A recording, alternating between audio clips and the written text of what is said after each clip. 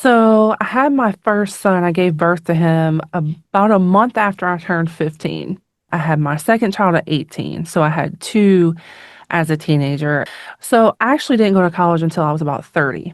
When you've taken the time to kind of learn yourself and figure yourself out, and you have the right support system in place to help you do that, it's completely possible and fun to be who you are when you turn 40.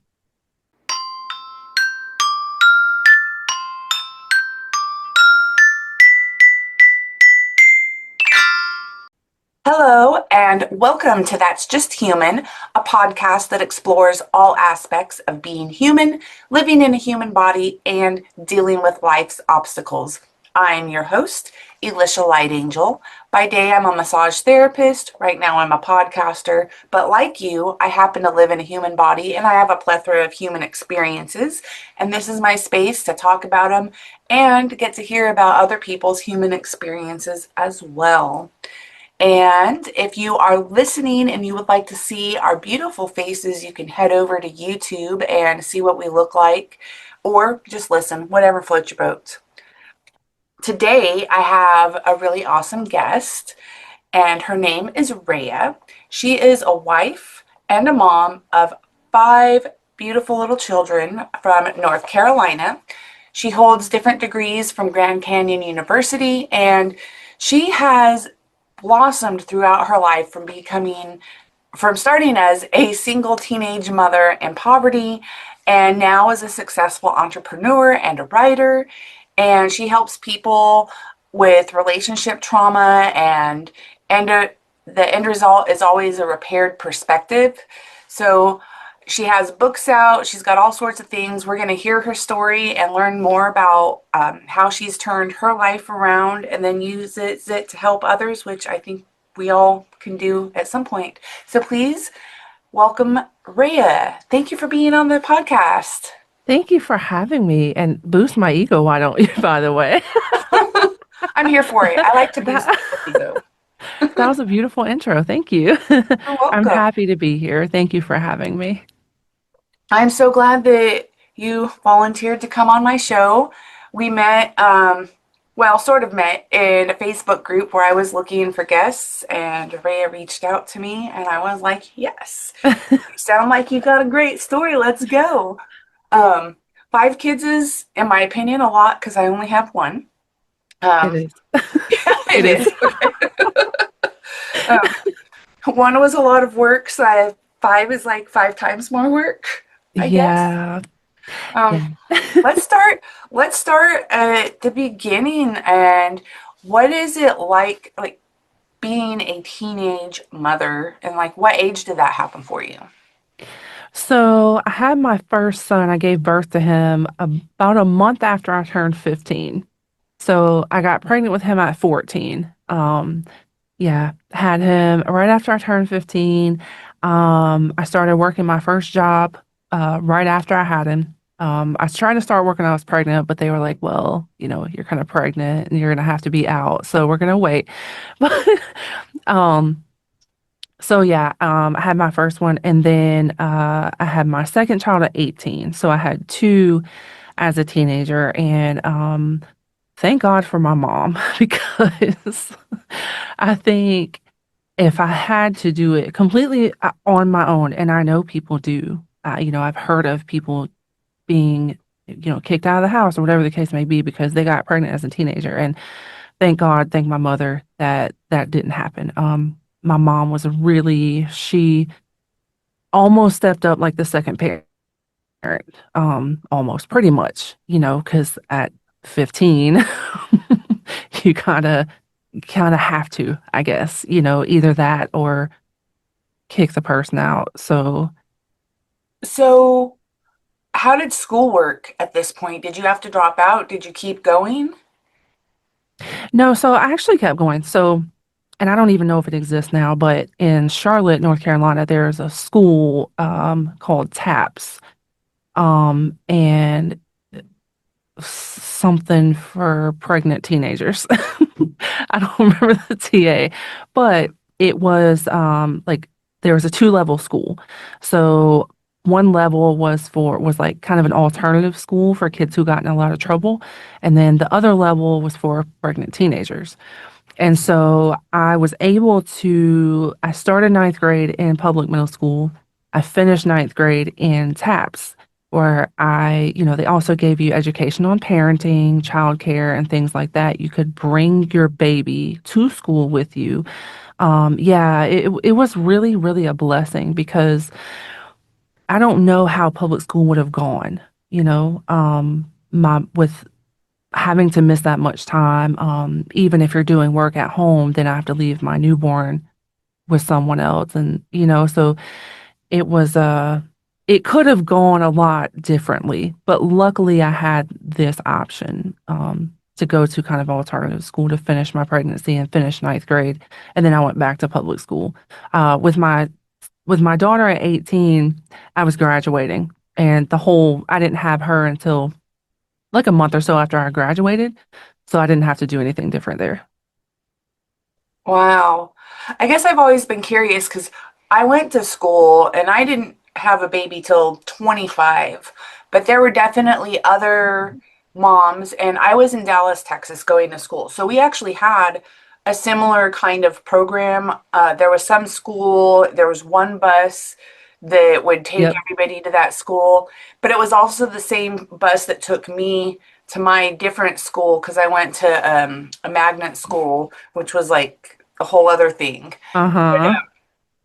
But they had this alternative school and it did the same thing. And there was for the students who were in trouble for one reason or having a hard time in life. We'll just say that. Yeah. Yeah. And because life is hard, and if you have parents that don't have it together, then it makes it a lot more tough, especially when Yes. you're just trying to learn the world.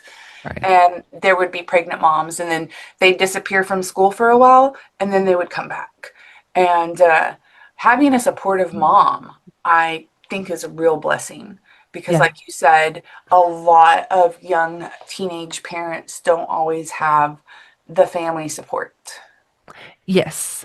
Yeah. That's one of the things that kind of can hold women back from being successful, not having the right support, because not only does it kind of stunt your growth, not having a support system as for anyone as a child growing up, that can stunt your growth, your emotional growth.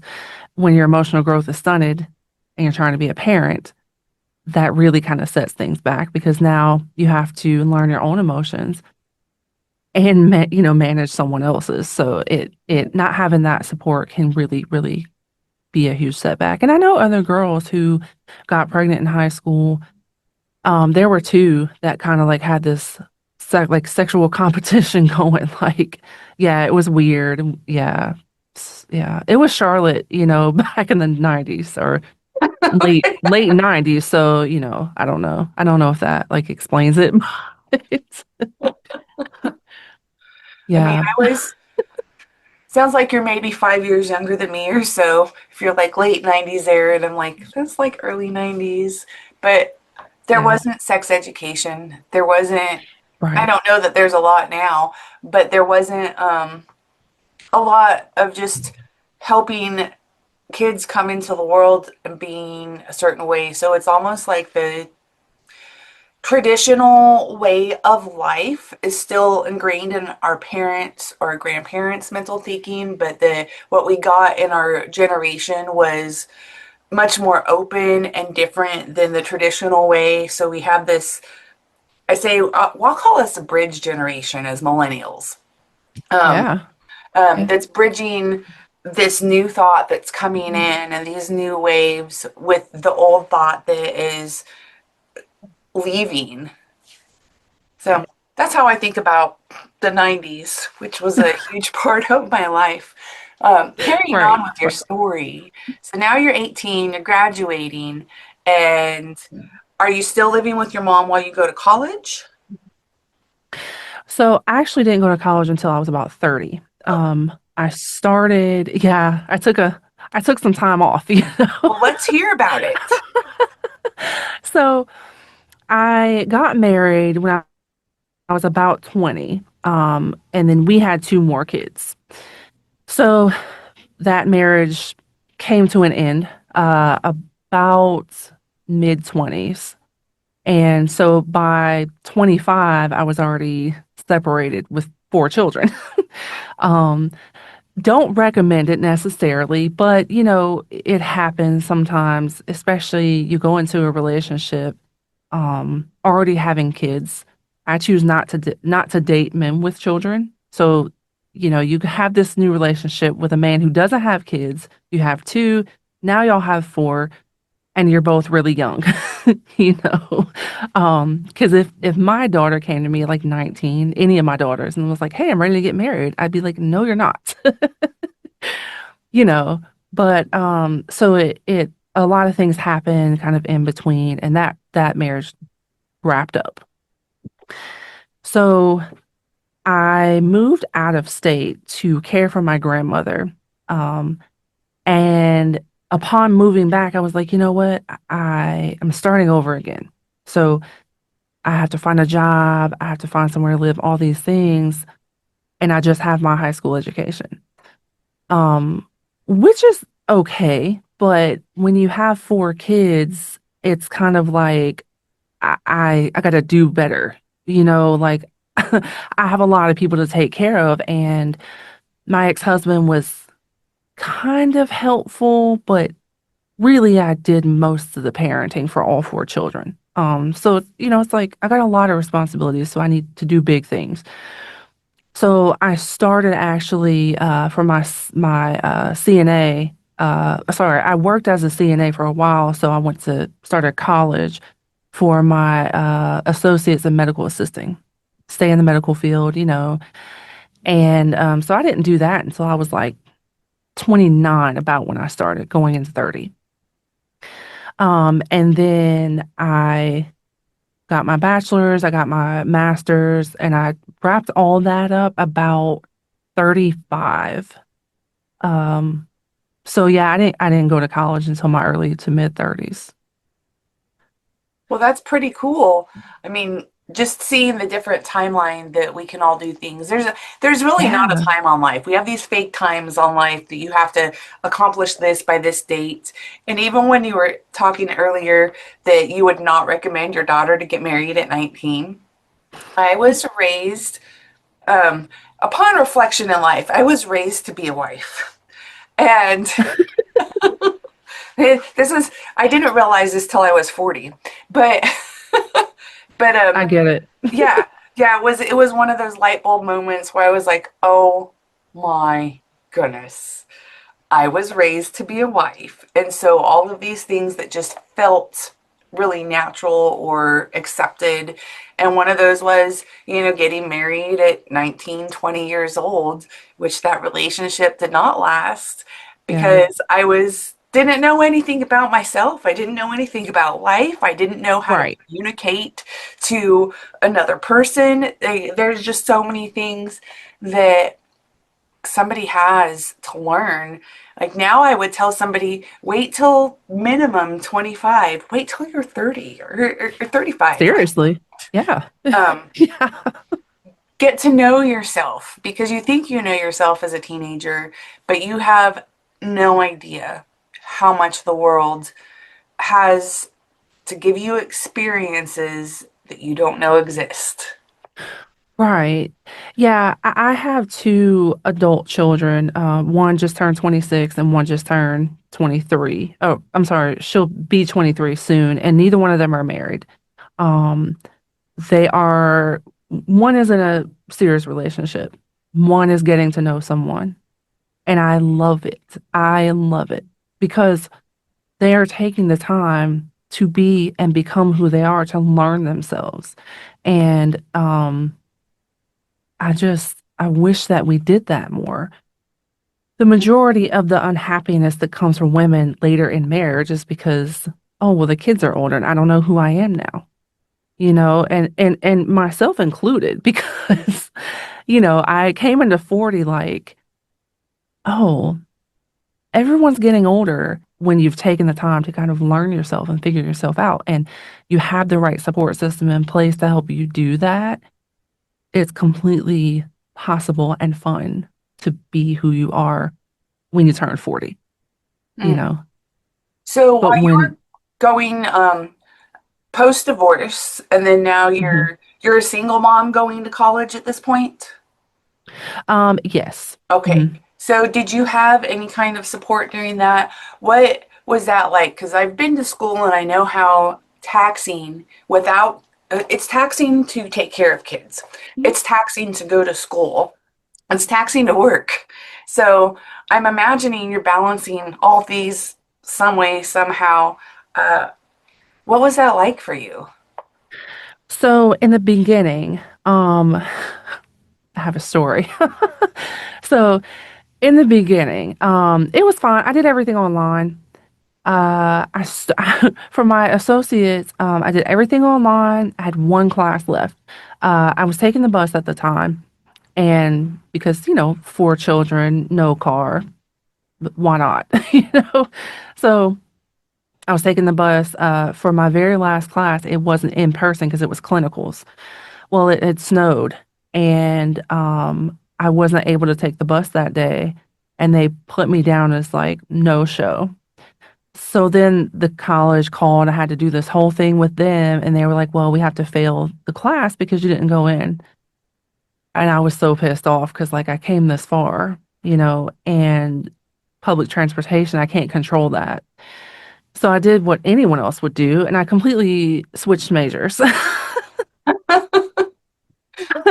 I started for a whole nother degree, but I had enough credits at the time to do so, so I didn't have to like, it wasn't like starting from the beginning. Um, so for my associates, I was a single mom and I was doing that by myself. Um, During that time where I was switching, kind of going into my bachelor's, I actually took in a baby. Um, Like you know, somebody else's baby? Yeah, biologically someone else's baby. Okay. Because, why not? I didn't have enough chaos, so like that was the logical thing to do. So no car, because I had moved back in the state. I had gotten a couple DUIs over the years, and so I didn't have, but at this point I was getting my life together, So why not? Why not add something else to the mix? So a coworker of mine, her daughter was pregnant. She didn't have custody of her existing kids, and she just wasn't in a good situation. So the child was placed with me through DSS around this time, and he is still with me 11 years later, my youngest son. So add more to the chaos because there's not enough. When I started my bachelor's, I still was a single mom of five at that point. My now husband and I moved in together about 8, 9 years ago. And so that was really when I was in the bulk of my bachelor's and into my master's. So I was engaged. We were living together, but we weren't married yet. So when I began college, yes, I was a single mom. But I don't know, I just made it work, because it's just what I was used to, just a lot of things going on all the time. And I was diagnosed with ADHD as a child. And I think part of that has kind of been like a superpower for me because I enjoy a lot going on. I feel like I can manage it better, if that makes sense. But if it's just like quiet and not much, I'm like, I need something else. Like this, it's weird. That's fascinating that you thrive in more chaos with an ADHD brain. And I Right. bet that probably might be more for other people with ADHD, which I relate to in some areas, but I do not have. Caffeine affects me. Um, I used to live off caffeine though, but now I don't drink caffeine. Like every once in a while I'll get maybe an unsweet tea, but I used to. I used to thrive on caffeine and ADHD were like kept me running. And I cut caffeine as a part of some other things that I gave up years ago just because I noticed once I stopped for a few, I quit smoking cigarettes, like a bunch of stuff. And I'm like, oh, it's not really that I was functioning well with ADHD and caffeine and chaos. It's kind of like I knew what was coming and I knew that I would always have all these plates spinning. Mm-hmm. Um, and it's kind of like once you change a bunch of habits and you kind of like breathe, when everything is going on and everything's chaotic and that's what you're used to, the fact of not having all those plates spinning is scary, right? Because I'm like, oh no, that I'm used to this. I need it. Um, but realistically, when you do that, you can't be successful at everything all at once.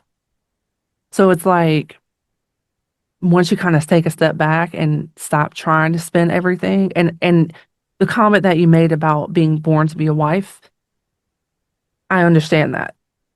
I wasn't raised to be a wife. I was raised in a couple of generations of single women, single mothers, single households, but I love being a wife. And part of it is because I can slow down a little bit. Like I don't have to juggle everything and feel like that's what I thrive in because that's just what I'm used to. Mm. I really like you pointing that out, especially the comment you made about how when you have several different plates that you're holding onto and spinning, to let go of any of those plates feels scary.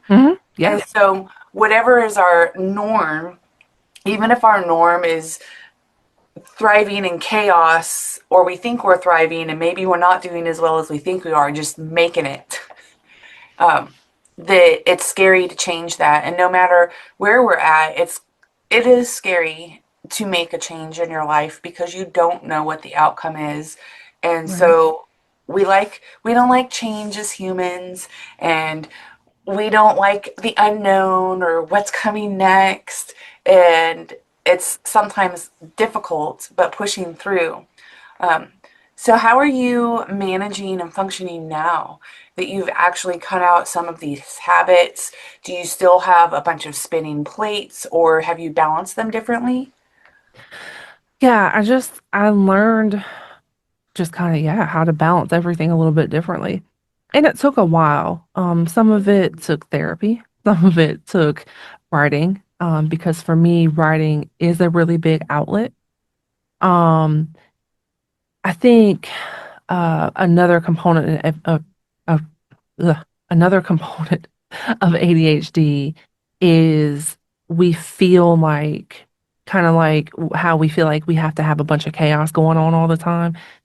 We feel like we have to constantly be productive Mm, for all of our focuses to make sense. And I went through a big period of that too, where like, okay, I have to be a mother. I have to be constantly in college learning. I have to constantly do this. I have to do all these things because I have to prove that I'm productive. mm. Um, and Do I you do kind of just anything to not be productive right. intentionally? I mean, I'm asking like now. Oh, I'm sorry. Say that again. Do you do you have anything that you intentionally do at this point in life Mhm. to be not productive? That's still difficult. It's still difficult for me because my husband is the one who kind of taught me like, hey, sometimes just doing nothing is being productive. And I didn't understand that at first because I'm like, well, but if I'm not moving, then I'm not being productive. Because for me, I thought I always had to be doing something movement wise to be productive.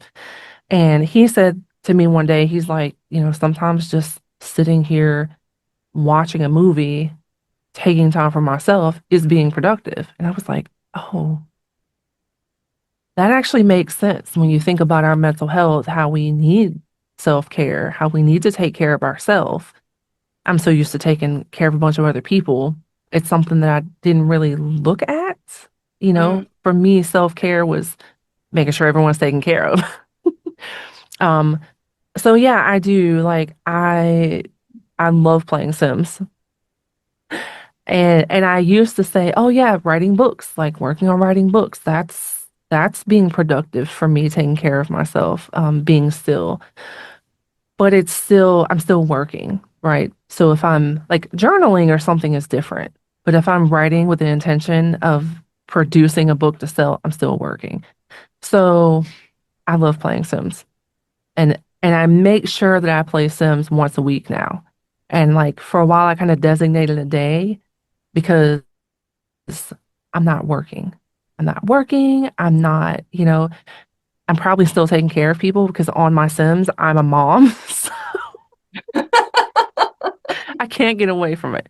But yeah, there is that and there's very specific shows I watch. I don't spend a lot of time watching TV. Certain days I'll allow myself. I'm just gonna sit on the couch. I'm just gonna watch TV, and that's all I'm gonna do, because we should, we have to do things for ourselves to not feel so burnt out doing for I love everybody that. else.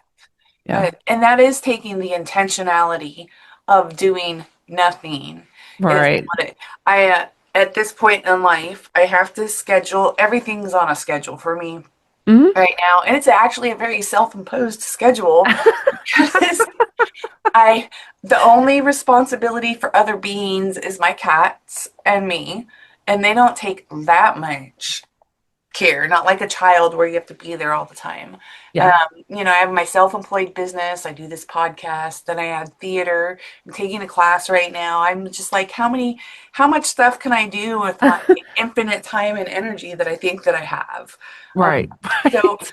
I actually have to schedule in time for myself and tell myself I intend to do nothing productive. And for me, a few months ago was my birthday. It was my 45th birthday, so I bought myself an inflatable hot tub. And Nice. yeah, it's my bougie life.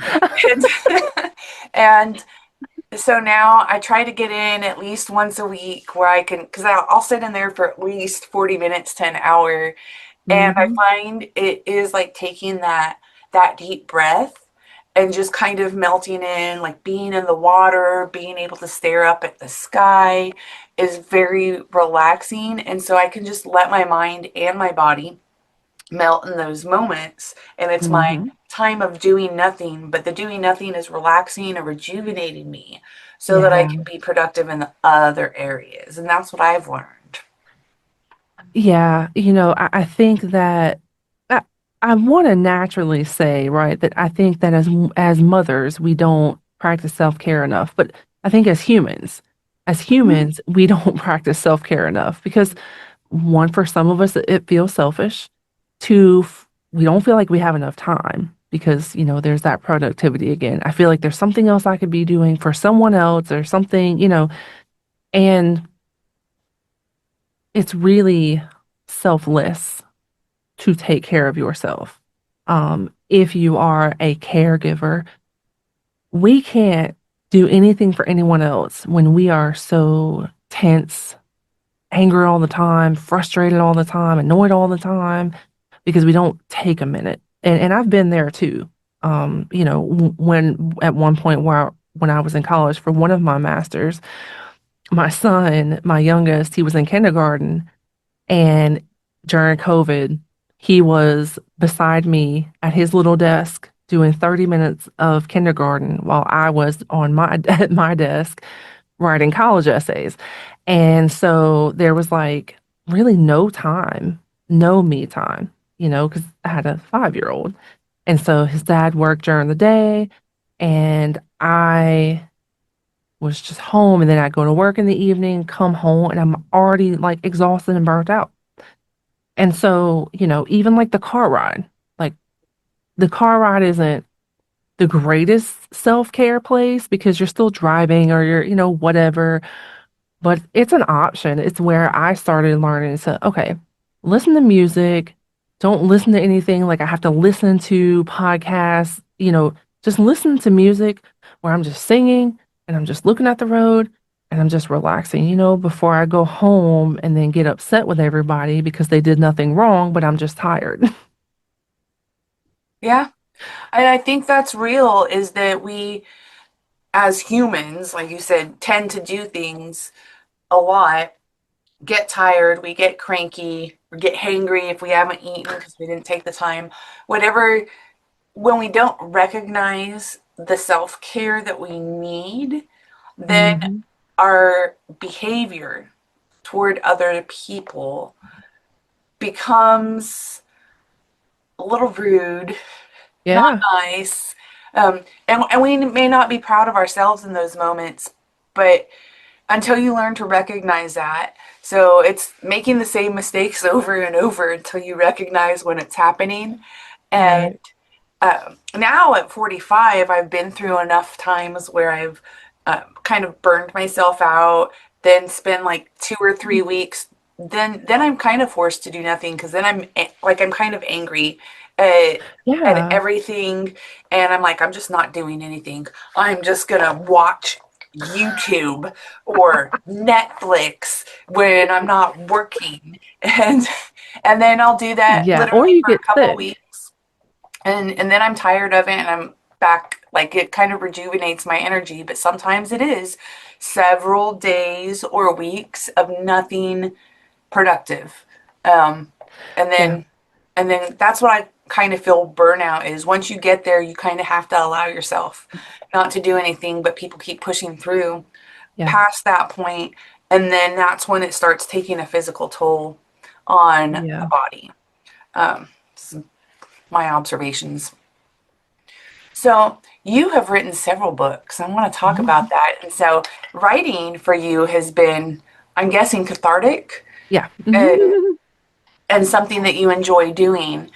And it's kind of cool. You have a lot geared toward parenting, and the cutest book titles. I think it said, Mommy and Me Have ADHD. And then there's another one, Mommy and Me Have Anxiety. Yeah. How adorable titles, but also so real. Yeah. So, um, speak a little bit to about how you started writing these books and that journey. So this is really like my favorite project so far. The Mom and Me series, it is intentionally for parents and children who have collectively been diagnosed with ADHD or anxiety. We're working on BPD and a couple other diagnoses as well. I think it's going to be about a 5 book series. But I've noticed that there's not a lot of literature, fun literature, that caters to both the mom and the child. And I may do a Dad and Me series down the line if there's a request for it. But me being a mom, this was just Mom and Me have ADHD and anxiety both are something that I've experienced right beside one of my children. And so both of these books come from personal experience and of myself, as well as personal experience of the child who helped write the book. So, Mom and Me Have ADHD. My son, Noah, my youngest son, we wrote that together. Mom and Me Have ADHD. One of my daughters, Mom and Me Have Anxiety. One of my daughters and I, we wrote that together. And so, I'm working on finding other mom and child pairs who share a diagnosis because I want the rest of the series to be just as authentic. So none of them are based on, like research, like Webb's research or anything like that. They're all written from personal experience of the authors involved. Mm. And yeah, I just noticed that there's not a lot of stuff out there like that. Um, the That's pretty first cool. Yeah, the first half of the book is geared toward kids, um, ADHD kids. Anxiety is more for kids and teenagers. Um, but the first half of the book, it reads like a children's book. It's got pictures, it's got words. And then the second half is for the mom. And that has more just writing. There's no pictures in that half, but it's more kind of scholarly educational information. And so, what the books do is they help the child and the mom together understand each other. So, what symptoms is the child experiencing? What symptoms is the mom experiencing? And how, when they see these symptoms in each other, how they can acknowledge them and get, kind of not, I don't want to say get through them, but manage them. So if I notice my child is really super fidgety, whether it be with anxiety or ADHD, how am I going to approach that symptom? If my son notices that I'm like squirreling around looking for stuff, what can he do to help? Um, you know, Things like that, and vice versa. If I notice he's squirreling around in circles trying to find everything, let's take a breather. How can we help each other? And so that's what the series does. It kind of introduces both sides of the symptoms so that we can work together collectively to help each other through it. How cool. What a great resource for people. And if you're listening and you're a mom and you or your child or both of you have these, it would be a great resource for you. So you have some Yeah. other books. Can you speak about those books and how those came into fruition? Yeah. So the first books that I wrote actually were the parenting workbooks. I'm sorry, the first books that I actually published were the Mom Brain and Dad Brain. That's not true. I'm sorry. The second and third books that I published were the Mom Brain and Dad Brain.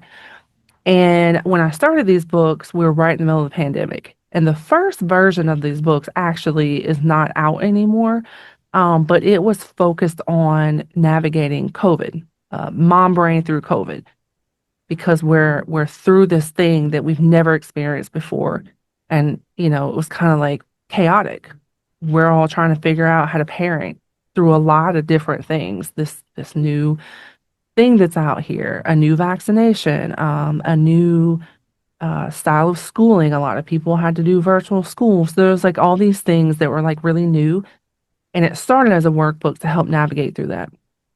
So after we got through COVID, I kind of changed it a little bit to make it more general. Um, so before that, I had written while I was in college for Christian studies for my bachelor's, I wrote a workbook on understanding the religion and the Bible. I know a lot of people who practice their religion um, and don't really understand it. So it was just something that, and I know other people who've commonly seen this, like, you go to church every Sunday and you worship, but you've never really taken the time to understand, what you're celebrating, what are you experiencing, what your belief system is really based on. And it's a factual college level workbook. No opinions. It's nothing like that. It's just information. Like And so, questions to answer yeah, kind so of? so I start with literature, and then we have pre-questions. So questions about each chapter, just to kind of test your knowledge on what you already know. And then you have the literature, and then you have post questions. And those questions are just really to gauge what you've learned. It's a way for you to kind of to read the literature and process it, and then, write out, answer the questions to figure out what you learned in that chapter. And the parenting workbooks are the same way. There's questions at the beginning to see what you know, and then there's literature, and then there's questions. So you can be like, oh, you can look back and realize and understand what you learned that you maybe didn't know before, or, like, I already knew about that, but now I learned this about it, or I Mm. understand it better, or something like that. So that's the setup of the workbooks. And the the my autobiography came out after all of those. That was the fourth thing that was actually published, but it was the first thing I actually ever wrote. And I started it when I was about 25, and I didn't publish it until I was about 30. And I that was because it was so emotional. Like, it brought up things that I didn't realize I hadn't worked through, and I had to put it down. And then actually on a conversation about my workbooks, I had a publisher I was speaking with, and I mentioned my autobiography, and she was like, wait, send me the first page of that. And so I sent her the first page, not intending for this to be the book that she published. And she read the first page and she was like, I want that book.